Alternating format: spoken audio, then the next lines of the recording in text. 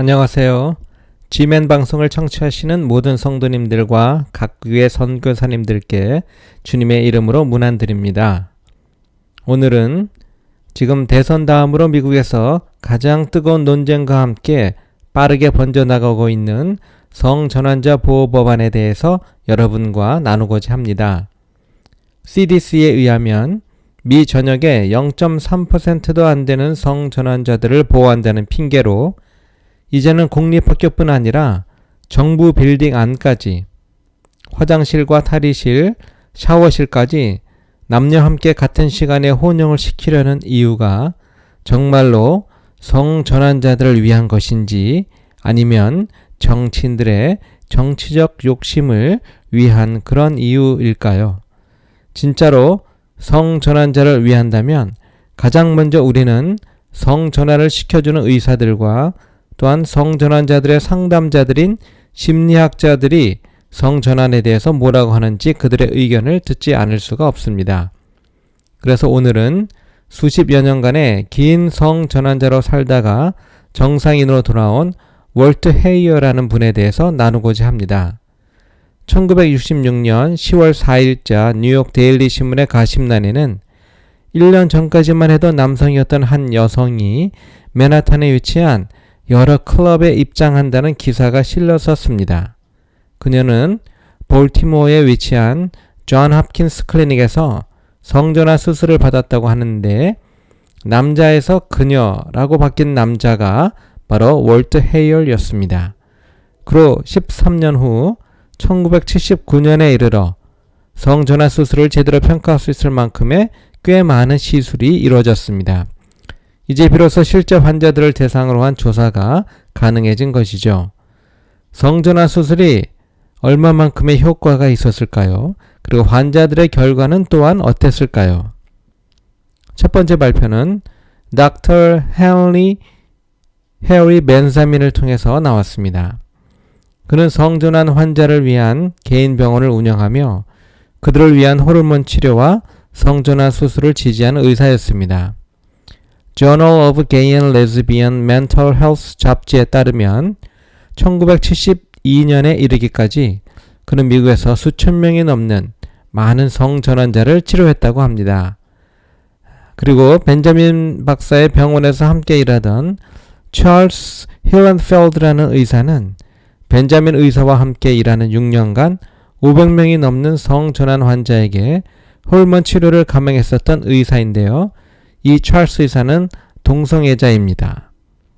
그런데 그는 500명이 넘는 성전환 수술을 하다가 점차 성전환의 치료 결과가 신경 쓰기 시작했다고 합니다. 찰스 의사가 밝히기를 수술받은 사람들이 너무 불행해했어요. 결국 수술 후에도 많은 사람들이 자살을 선택했죠. 성전환을 하러 수술을 받고 싶어서 온 사람들 중 제가 볼 때는 80%의 사람들은 수술을 받지 말았어야 했습니다. 라고 이야기했습니다. 그리고 그는 수술에 적합한 상황이었다고 여겨진 나머지 20% 사람들의 경우에도 인생이 전혀 평탄치 못했으며 성전환 수술이 그들이 겪고 있는 상황의 완전한 해결책이 될 수는 없다고 이야기했습니다. 그는 그것을 일종의 집행연기라고 표현했는데요. 수술을 하면 약 10년에서 15년 정도의 만족한 삶을 살 수도 있고 또 그 정도면 할 가치가 있다고 생각하는 사람들이 성전환 수술을 하는 것이었다고 말하고 있습니다. 하지만 흥미롭게도 동성애자인 찰스 의사는 성전환 수술을 받지 않고 오히려 당시 신문에 났던 월트 헤이어라는 남성이 여성으로 성전환 수술을 받게 됩니다. 그러나 수술을 받았을 당시를 회상하는 월트 헤이어는 자신의 그때 선택이 절대로 가치 있는 선택이 아니었다고 간증하고 있습니다.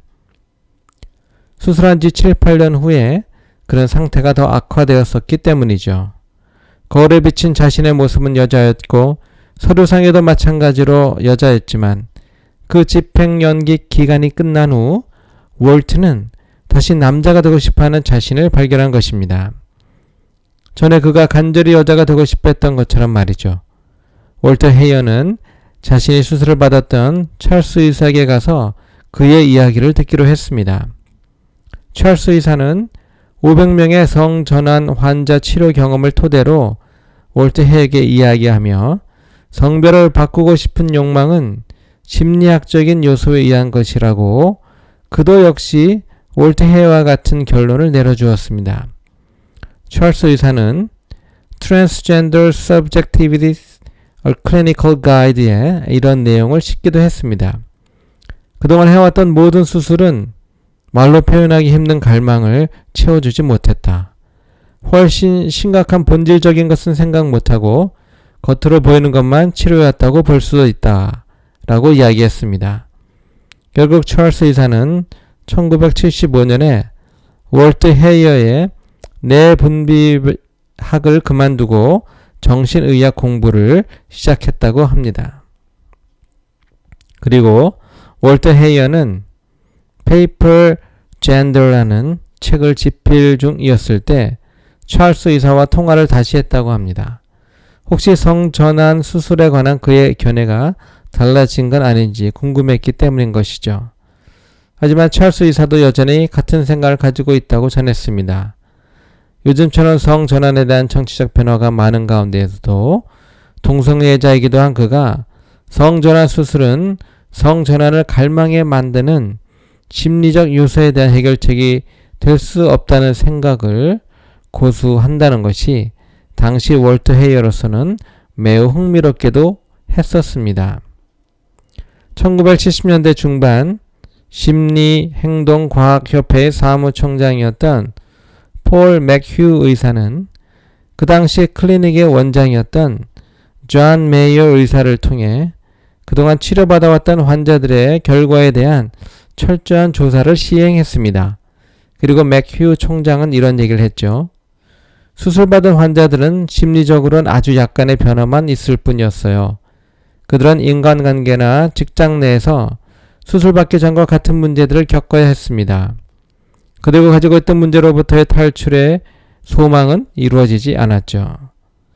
월트 헤이어는 2015년에 맥휴 의사와 대화할 기회가 있었고 그는 찰스 의사에게 건넸던 똑같은 질문을 건넸다고 합니다. 혹시 성전환 수술에 관하여 견해가 바뀌진 않았을까 말이죠. 폴 맥휴 총장 역시 아직은 성전환 수술은 의학적 정당성이 없다고 이야기하게 됩니다. 그래서 정치적 변화에 치우치지 말고 의학적으로 밝혀지는 사실들을 토대로 의술을 행하는 것이 의사의 의무라는 말도 덧붙였습니다. 지금까지 앞에서 거론된 찰스와 폴 맥휴 의사들은 성전환 치료에 상당한 영향력이 있는 분들입니다. 찰스 의사는 동성애 심리학자이고 맥휴 의사는 이성애 심리학자입니다. 두 분 모두 예전이나 지금이나 같은 결론을 내고 있습니다. 결론적으로 성전환 수술은 환자의 심리적 문제를 해결할 수 없다는 것입니다. 그러면 2000년대에 접어들어서 동성애와 심리적 요소의 관계가 사실로 밝혀졌을까요?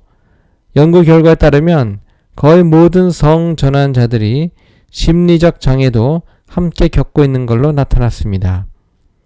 2014년에 실시된 연구에 따르면 성전환자 중 62.7%가 적어도 한 가지 심리적 질환을 겪고 있었으며 33%는 자살 충동을 일으키는 심각한 우울증을 겪고 있었습니다.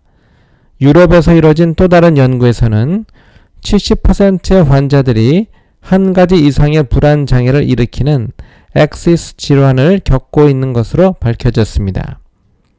오하이오에 위치한 케이스 웨스턴 리저브 유니버시티의 심리학과는 2007년에 10명의 다양한 성전환자들을 대상으로 한 임상 실험을 실행했습니다. 결과에 따르면 90%의 환자들이 적어도 한 개 이상의 심각한 심리 질환을 겪고 있었습니다. 우울증과 불안감으로 사회에 적응이 힘든 상태였습니다. 10명 중 2명의 환자는 그들이 감행했던 성전환을 심각하게 후회하고 있었습니다.